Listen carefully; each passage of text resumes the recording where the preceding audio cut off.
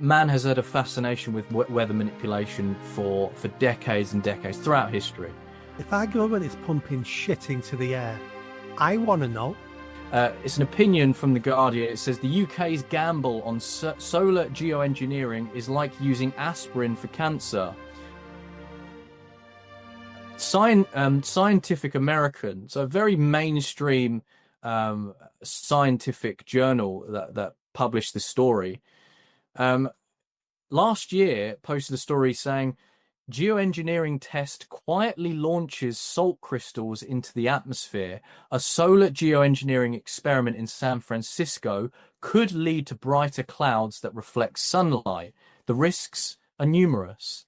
And I sat there and I thought, and I read through it, and it said the use was stratospheric aerosol injection. And I thought, I was always told that this was a conspiracy theory. And the fact that they quietly did that didn't help, because I thought, well, okay, that is conspiracy. If you're doing tests without the public's consent, or you're doing it to prevent anyone from disrupting it or from protesting against it, that's a real risk. There's been no global. You cannot globally consent to such a thing. If there was a massive geoengineering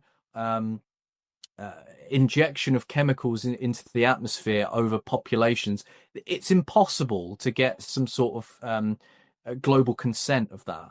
So that's where the media are very tactful when it comes to using certain phrases, making it sound very scientific. They'll say, well, chemtrails aren't real. And you go, okay, fine. Oh, but geoengineering is. You go, well, it's the same thing. Well, no, it's not. One believes in mind control, and I'm sitting there going, no, but climate control, that's another part of it. And they say, oh yeah, well, that exists. And you go, yeah, you're not helping yourselves, you know. So going back to the hypothetical quote unquote scenario, yeah, I wouldn't rule that out at all. Yeah, and for people who say that would never happen, let me give this example. Humans have always wanted to be gods. If you can control the weather, you're godlike. And we've done this throughout our history. How many virgin girls did we sacrifice on the altar so the crops wouldn't fail? And when we say the crops wouldn't fail, what we mean is so it rains. That's what we mean when we say crops don't fail. We've always wanted to control the weather.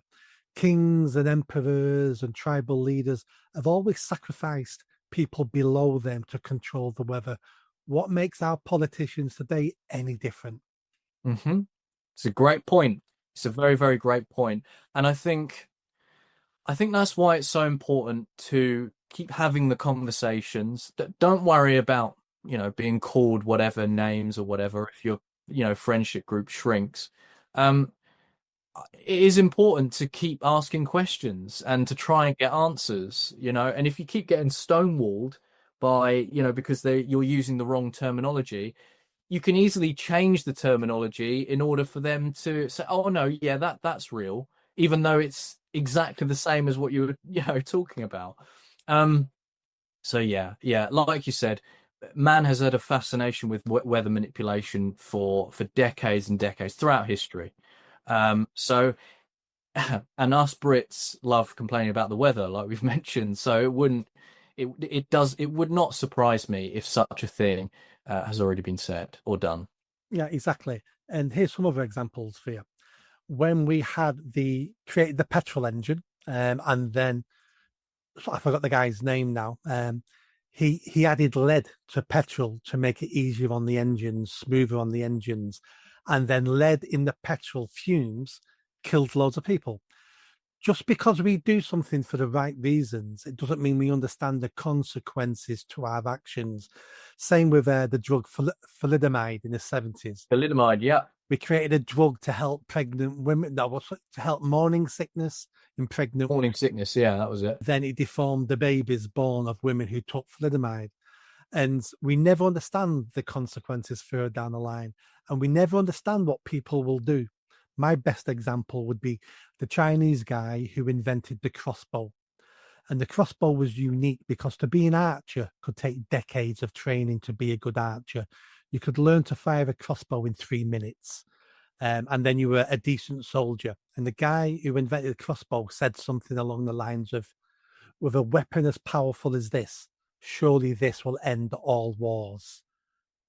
Just because we think something is for the national good and the global good doesn't mean it will happen, because we're stupid, we're conceited, we're flawed, and we hardly know anything in the grand scheme of things.